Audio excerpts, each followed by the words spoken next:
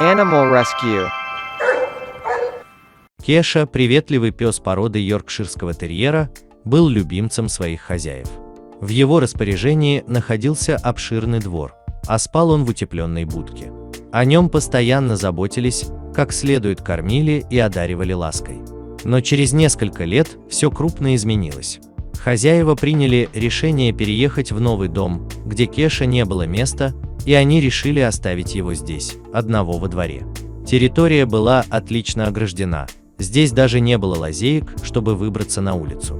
И так, в один миг, любящий дом превратился в настоящую тюрьму. Соседи делали отстраненный вид, будто не знают о проблеме. Единственный, кто мог прийти на выручку Кеша, это старый друг семьи, что его бросило. Мужчина жил где-то далеко за городом, но в любой удобный момент приезжал подкормить пса. В последний его визит он обнаружил Кешу, лежащего на земле и не подающего признаков жизни. Мужчина, не теряя ни минуты, подобрал животное и повез в ветлечебницу. Ветеринар постановил, что Кеша не болен, он умирает от истощения. Состояние пациента было тяжелым.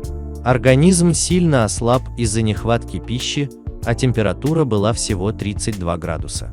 Врачи сразу же приступили к спасательной операции – уколы, капельницы, грелки. Спустя несколько дней песик постепенно отходил от своего удручающего состояния, смог подняться на лапки и даже немного покушать. Кеша прошел полное лечение в клинике, и его ожидали приятные известия.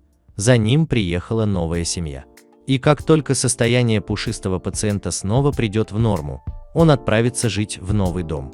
Трудно даже представить, как те люди смогли так безразлично поступить со своим любимцем.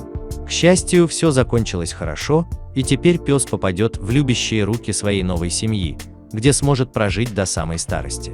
Если вы тоже неравнодушны к животным, ставьте лайки, пишите комментарии и подписывайтесь на канал. До новых встреч!